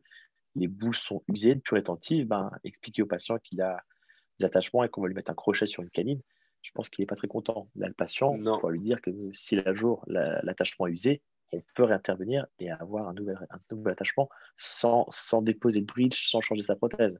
Et ça, pour la vie d'une prothèse, c'est quand même pas mal. Ça, c'est génial. J'avais adoré. Et d'ailleurs, vu qu'on avait fait ça de ce côté-là, chez ce patient-là, parce que ça, c'est un cas de prothèse combinée, hein, où on a fait une seule préparation, empreinte, et tu m'avais fabriqué le bridge avec C'est les ça, attachements et le stélit, et on c'est l'avait ça, fini en direct. Mais ça, en je one montre ces shot. petits points de spécifique d'usinage où, en fait, effectivement, là, il faut vraiment une précision de dingue pour pouvoir C'est ça, réussir à avoir ce système-là. Et c'est toi, tu ça, avais c'est ça, modifié en plus c'est ça. le Inecor, module pour les in-les-corps, en fait, pour c'est ça, intégrer un attachement vissable aussi c'est dessus, ça, de manière à c'est vraiment ça. avoir un truc. Ouais, ça c'était assez chouette. Par contre, il faut quand même penser un truc. On a eu de la chance, c'est qu'on avait une préparation radiculaire assez importante, puisque le filetage rentre presque dans la cavité, donc il faut un peu de masse. Ouais. Et ce qui est intéressant, c'est que quand on fait des filetages, c'est-à-dire qu'on rentre avec une fraise héliocoïdale, une fraise en T, et on vient usiner, rayer l'intérieur. Donc c'est-à-dire qu'il faut que la machine soit capable de rentrer dans une position, sortir précisément pour remonter sans tout exploser. Donc quand c'est vrai que ça Ouais. filtre, ça se fait un bruit particulier, c'est un bruit très fin, et on usine vraiment tout ce filetage à l'intérieur. Donc ça, Ah, c'est assez super. chouette, ça nous évite de couler. Nous, dès qu'on nous coule toute la partie conjointe, on ne coule plus rien. Tout est vide. Donc ça change complètement la donne. Ok. Bon, bah merci Sam pour ces précisions-là. Et donc, bon, voilà, on ne s'étend pas plus sur les parties usinage et on va un petit peu plus appuyer sur ce qui est l'impression 3D. Parce qu'une fois qu'on aura fini de vous faire ce petit topo sur les trois phases, enfin, sur les trois composantes de la chaîne numérique, etc., on va essayer de vous montrer un petit peu notre quotidien avec quelques petites photos. C'est des photos, c'est ça. Donc, C'est vrai que impression l'impression 3D, mon cher. 3D, depuis 2-3 ans, c'est vrai que l'impression 3D a complètement évolué et est vraiment ancrée dans la production quotidienne, hein. C'est vrai qu'avant, on usinait beaucoup, on a eu plus d'usineuses que d'impressions, et maintenant, on est à l'équilibre. On a autant d'imprimantes que d'usineuses. Mhm. Et donc, du coup, bah, c'est comme pour les usineuses. C'est-à-dire qu'en fait, en cabinet, vous allez, voilà, on va se dimensionner en fait en fonction des besoins. Et aujourd'hui, on a une offre sur le marché qui permet de se dimensionner vraiment en fonction des besoins. Ça, c'est l'exemple de la dernière de chez Formlabs. Formlabs, moi, c'est une marque que je connais bien parce que j'ai eu la toute première que j'avais achetée en crowdfunding. C'était celle où on remplissait au bidon comme ça et tout, et qui était quand même un peu basique. Ensuite, j'ai eu la 2. Et actuellement, j'ai la 3. Donc, j'ai vu l'évolution de tout ça. Et c'est vrai qu'aujourd'hui, on est arrivé à une technologie qui est très, très plug and play avec beaucoup de. C'est comme des cartouches d'impression, quoi. Une cartouche, un bac, clac, et roule ma poule. C'est quand même Et assez c'est propre, simple. c'est assez propre. On a d'autres types d'imprimantes où il faut remplir manuellement. Des fois, on remplit pour mettre des modèles, on fait 4-5 impressions, on oublie de la remplir, et au bout de la cinquième, bah, on oublie de la refaire parce qu'on n'a pas rempli. Et ce que j'aime beaucoup, c'est cette Exactement. polyvalence. Cette polyvalence, ça veut dire qu'on est vraiment dans un écosystème formidable. Donc, c'est-à-dire qu'on achète la résine, on achète les résines, les settings, on est sûr de la production. C'est-à-dire que si moi, avec ma machine, j'imprime une gouttière, Thibaut, il va avoir la même machine, il va faire la même chose. Par exemple, si on commence à acheter une imprimante A avec une résine B, avec un bac C, on aura des différences et on va perdre cette fiabilité et cette reproductibilité. Et surtout que contrairement à l'usinage, si je prends une galette de zircone katana, que je la mets dans une VHS, une zirconzane, une Imes ou quoi que ce soit, le zircone va rester le même. Le problème, c'est que l'impression 3D, on va avoir une réaction chimique, une polymérisation. Donc, c'est-à-dire si on ne polymérise pas de la bonne façon, avec un temps d'exposition plus court, moins court, avec une longueur d'onde qui diffère, avec pas mal de critères, on modifie la polymérisation, donc on modifie la qualité de la pièce usinée et on perd la biocompatibilité, on peut perdre en stabilité dimensionnelle, on peut fragiliser la pièce. C'est pour ça que rester dans l'écosystème entier de la marque, donc c'est-à-dire que les gens vont dire oui, mais c'est fermé, on est tenu par le distributeur. Oui, c'est vrai, mais ça marche tout le temps. Et ça, c'est assez Et chouette, cette puis, reproductivité. tu rajoutes aussi une chose quand même qui est essentielle, je pense, à mes yeux, c'est qu'à partir du moment où on imprime quelque chose en 3D, alors je ne parle pas d'un modèle, hein. Je ne parle pas d'un modèle ou d'une résine calcinable ou d'un truc comme ça. Mais un guide chirurgical, une dent provisoire, une gouttière, on devient en fait fabricant de dispositifs médicaux sur mesure. Donc, à ce titre, on doit se déclarer auprès de la NSM. Donc, à ce titre, on doit utiliser le couple machine-résine qui a été certifié, plus chaîne de post-production. On est d'accord, Sam? Et C'est ça, le tenir à post-traitement, c'est jour très important. une fiche de traçabilité du dispositif médical sur mesure qu'on vient de mettre sur le marché. Donc en fait, c'est pas anodin. Imprimer un truc, un guide chirurgical, ça paraît simple, ça se fait plug and play, on appuie sur un bouton, mais en fait, on engage quand même notre responsabilité là-dedans. Et c'est vrai que un système comme une Formlabs comme ça, c'est quelque chose qui permet quand même de mettre un premier pas, je dirais, dans l'impression 3D en cabinet d'une manière assez safe en termes de reproductibilité des résultats obtenus déjà, et puis surtout de traçabilité des résines biocompatibles et de tranquillité eu égard ces problèmes normatifs, quoi. Alors, Moi, ce que j'aime beaucoup, c'est comme j'ai des praticiens, j'ai pas mal de praticiens qui sont équipés, c'est cette efficience et ce lien entre cabinet et laboratoire grâce à ce type de machine. Je trouve ça chouette parce que on veut faire un essayage esthétique, on veut faire un prototypage, on veut valider une morphologie, un bridge antérieur. On modélise le bridge, on envoie au praticien le STL du bridge, il vient l'imprimer en résine provisoire, il le met en place. Et à ce moment-là, on décide ensemble si le bridge est validé au niveau fonctionnel, esthétique, cervical, occlusion.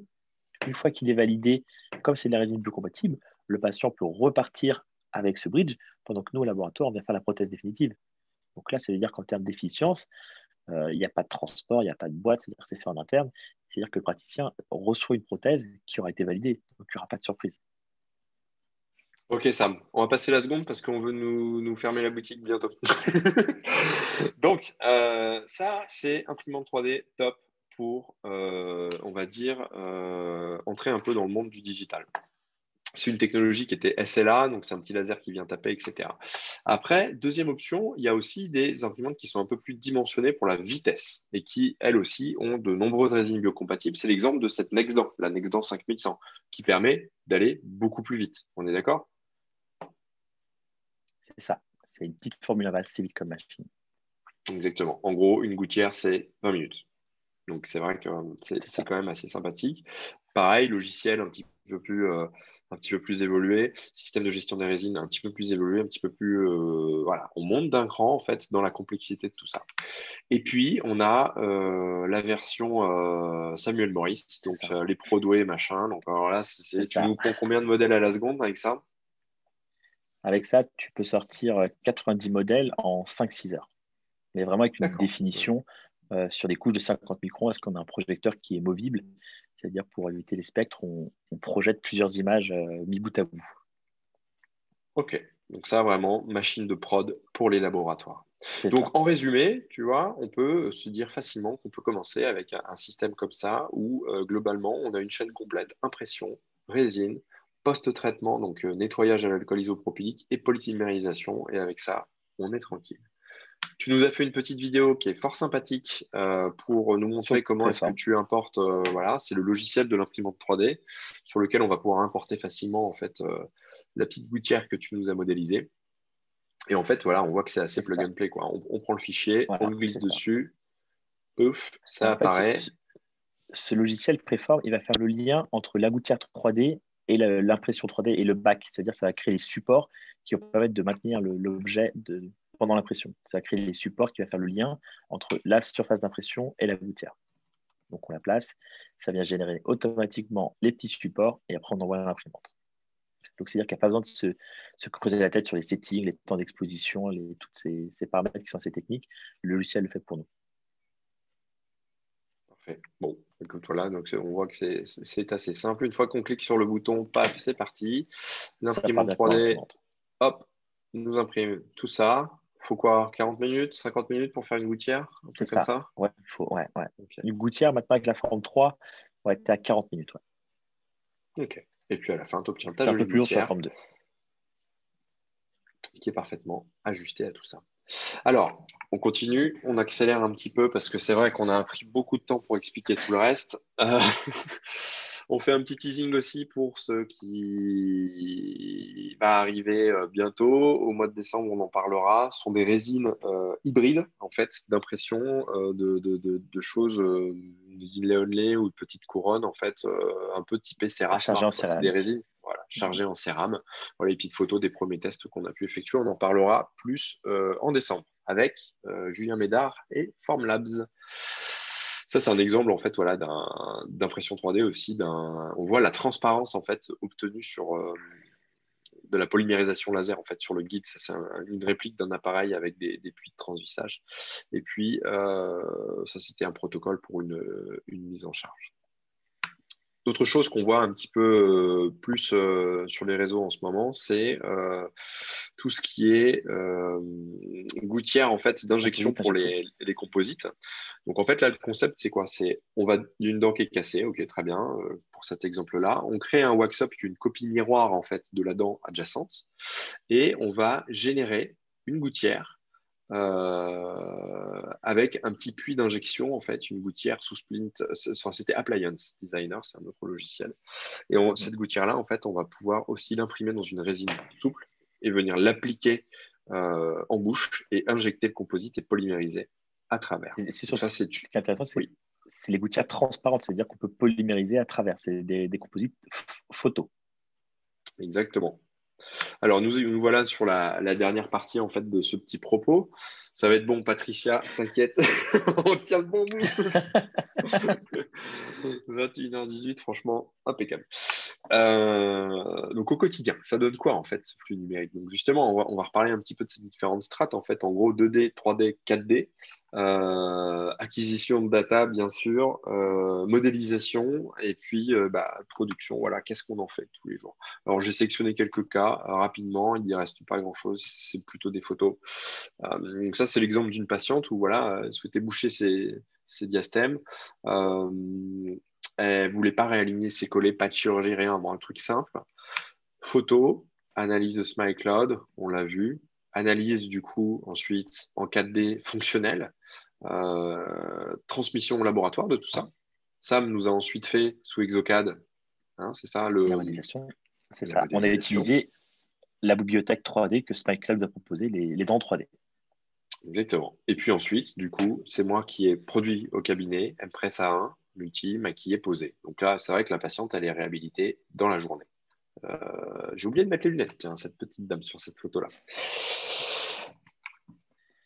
Deuxième utilisation aussi qu'on fait pas mal en ce moment, c'est la Dans prothèse l'adjointe. adjointe. Alors, on a parlé des stellites et tout ça, mais les complets, en fait, aussi, ça pousse pas mal à ce niveau-là, et notamment, en fait, répliquer un complet sans servir de base d'occlusion, le rebaser, utiliser un boudin de silicone avec un plan de Fox pour pouvoir se redonner des repères et réenregistrer tout ça, etc. C'est des choses qu'on fait. On se retrouve avec des choses comme ça qui sont pas très jolies à regarder, mais qui sont parfaitement fonctionnelles en fait pour ce qu'on a besoin de faire et qui permettent surtout de gagner vachement de temps en fait parce qu'on imprime très rapidement. Là, ça avait été C'est imprimé ça. sur la NextDance 5100 et on avait sorti la base doc pendant que le patient attendait en salle d'attente. C'est Donc ça. Et en quoi, un quart d'heure, en 20 10 minutes.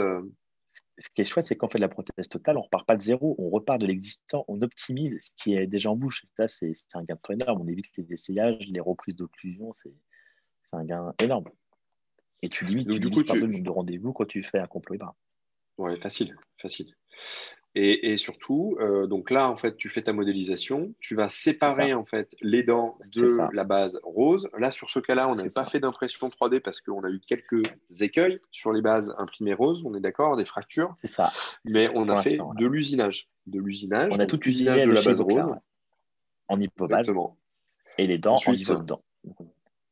un On a petit mis peu Jessie qui a de... fait Ouais, polychromie d'une Exco de chez Ivoclar aussi, on a tout fait en Ivoclar. Un peu de polychromie pour donner un peu de vie. Après un gros et travail sur. tu, Donc, on a imprimé les modèles aussi. tu m'avais envoyé les modèles aussi pour qu'on voit ce que ça donne et C'est tout ça. ça, Avec, c'est marrant, ça des fait un jolis petit modèles. boxing et tout, hein. C'est C'est pas mal ça, foutu. c'est ça. C'est sympa, on remonte. C'est-à-dire, quand tu fais l'enregistrement, tu avais bien fait, hein, tu avais remarginé, et puis on a reproduit ce boxing. Donc, ça, c'est reste 100% numérique, il n'y a pas une seule empreinte. C'est juste leur marginage. Et La puis voilà, en fait, polychromie, état de le surface. résultat. Hein, état de surface, polychromie, un petit peu plus près. Donc voilà, C'est pas mal, c'est hein. parce que C'est joli, hein. Bravo, hein, Jessie, hein. c'est pas parce que c'est fait en numérique que c'est pas joli. Donc, c'est toujours ce travail manuel et un patient heureux. Mhm.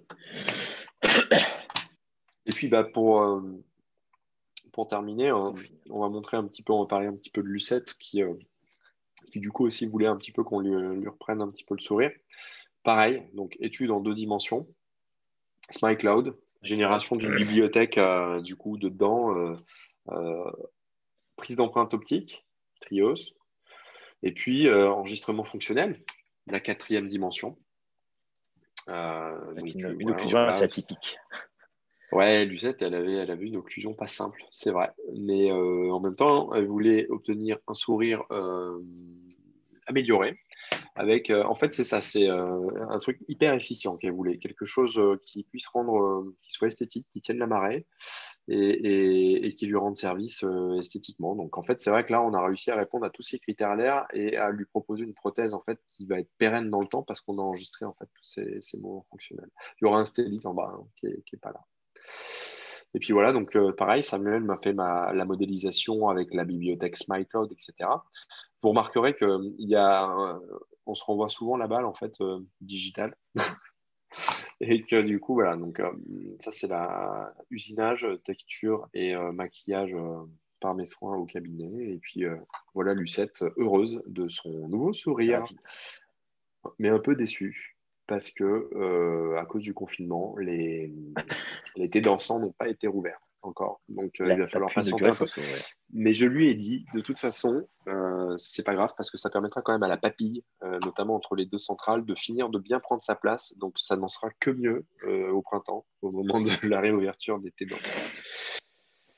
Voilà, mon petit Sam. Donc, bah, pour Très finir, bien. voilà, comme d'hab, hein, c'est un travail d'équipe, tout ça. Et en fait, bah, le partenariat entre le dentiste et le prothésiste, en fait, est indissociable. Une équipe, un travail d'équipe. Exactement. Travail d'équipe, c'est ce qu'on se dit souvent. Surtout quand je t'envoie 12 onlets à modéliser dans la seconde. On est large. Voilà. Donc, bah, écoutez, j'espère que ça vous a plu. Vous pouvez, ceux qui ne sont pas abonnés à Workflow, venir nous retrouver, nous rechercher sur le groupe Workflow sur Facebook. Sur Facebook. Et puis bah, merci surtout à STEM Digital de nous avoir permis de présenter tout ça, à Patricia Lévy aussi au fil dentaire, à cette Dental Weeks, qui j'espère a été un succès. Voilà, ben, on est ouvert Très bien. à la questionnette puisque Patricia elle voulait qu'on accélère. On a été bon là, t'as vu Patricia? Le truc là, normalement, on devait le faire en 3 quarts d'heure et ben on a Trois mis une quarts heure et demie. d'heure. Trois quarts d'heure chacun. Voilà, 3 quarts d'heure chacun. Je n'avais pas précisé. Bon, pour ceux qui nous écoutent, on est ouvert aux questions-réponses si vous avez besoin. Patricia, tu es toujours en ligne ou pas? Tu peux nous parler ou pas? Non, Oui, je suis là. Ah, elle est là, Patricia. C'est Bravo. bon, ça. Bon, voilà. Patricia, nous sommes là pour les questions, les réponses et tout ce que vous auriez besoin éventuellement. J'espère que ça t'a plu et que ça a répondu à tes attentes. Voilà. C'est une très très belle conférence. Merci beaucoup. Bon, Merci à tous les participants. Le live c'était avec plaisir. s'achève ce soir. Alors, est-ce qu'il y a des questions? Je crois Ben, pas. j'en vois pas, moi, hein, tu vois. Donc, Euh, est-ce qu'il y aura un replay? Oui, tout à fait. D'accord. Très Pas bien. mis en Bon, bah, ligne c'est dès demain cool. matin. Ah, ça fait plaisir. Très bien. Eh bien, écoute, voilà. Il n'y a pas de Vu qu'il n'y a pas de c'est qu'on a question, c'est été, qu'en fait, on a on a été été trop très clair, bon. Hein. ou alors les gens n'ont rien compris. Ah, Ah si, il on y a a une une petite question qui est question. arrivée. Quels sont les Critère de critères de choix pour choix l'achat d'un pour... scanner intraoral et imprimante. Ah, alors, critères de choix pour l'achat d'un scanner intraoral et imprimante. Bah, c'est une question qui est assez difficile. Je dirais que pour le choix d'un scanner intraoral, je pense que le travail de base, c'est de se poser la question de savoir en fait qu'est-ce qu'on souhaite faire aujourd'hui et qu'est-ce qu'on va vouloir faire demain. À partir de là, en fait, ben, déjà, ça va permettre d'écrémer un petit peu certaines caméras. Ben, si par exemple, on veut faire que des reconstructions complexes et complètes et par exemple faire travailler sur des flux d'analyse avec par exemple l'ortho analyzer ou des choses comme ça, ben, on faudra plutôt partir sur une trieuse.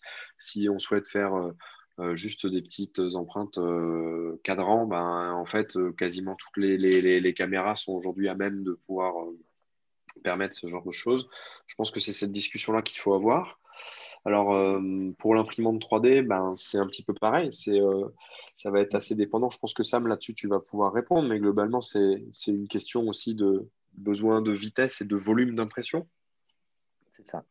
C'est les temps, ouais. C'est pas grosso modo les deux machines qui se démarquent pour le cabinet, ça reste la Nextdoor et la Formlab. Je crois qu'il y a quand même pas de petites imprimantes qui commencent à arriver. Les petites Frozen, je sais plus les noms, les petites imprimantes, les Unicubiques.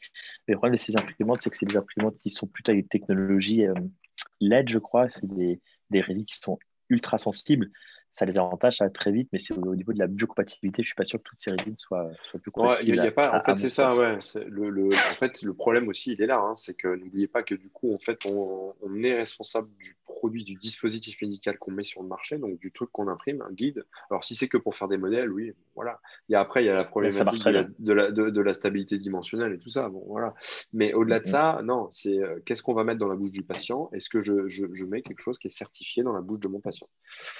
C'est le problème. Et alors, du coup, bah, je rebondis sur ça. Bah oui, effectivement, je pense qu'il faut bah, du coup se rapprocher de sociétés bah, comme Astem Digital qui, pour le coup, eux, en fait, ont une offre qui est pléthorique. Hein. Ils n'ont pas qu'une seule marque, hein. Ils ont plein de marques, notamment Nextdoor, notamment Formlab, d'autres marques aussi d'imprimantes. En usinage, il y a du Livoclar, il y a du VHF, il y a du Roland, Ouais. il y a plein de choses. Ils ont un beau catalogue. Ouais, il y a un grand catalogue. Donc, en fait, je pense qu'effectivement, il faut se rapprocher des gens de chez Astem bah, pour avoir une étude, on va dire, idéale, en fait, des besoins, en fait, du cabinet aujourd'hui et des besoins futurs pour pouvoir proposer, bah, du coup, une solution qui soit pérenne et que tout le monde soit content. Voilà. Alors, Alors, la question, c'est peut-on utiliser le Mojo pour des réhabilitations amovibles? Alors, amovible partielle, oui, sans problème. Globalement, on y arrive toujours. Amovible complète, oui aussi. Mais par contre, on est obligé d'utiliser des artifices de stabilisation de la fourchette mandibulaire.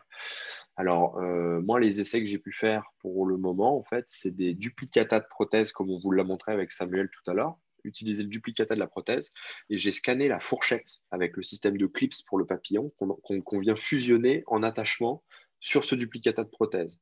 Et à cette prothèse, on lui adjoint des vis d'ostéosynthèse, de transvissage dans la mandibule du patient pour stabiliser. Alors c'est vrai que c'est un petit peu plus intrusif, mais pour le coup, c'est un peu plus fonctionnel. Voilà, j'ai fini. C'est bon. Patricia, Samuel, Très bien. Bon, ben, on a été je crois très efficace. J'ai plus qu'à. on a été épatant. Je vous propose d'arrêter Très le bien. partage de mon écran. Ça veut Super. pas, C'est bon. tu mais quittes. voilà. Et ben, merci à tous de nous avoir suivis et à bientôt.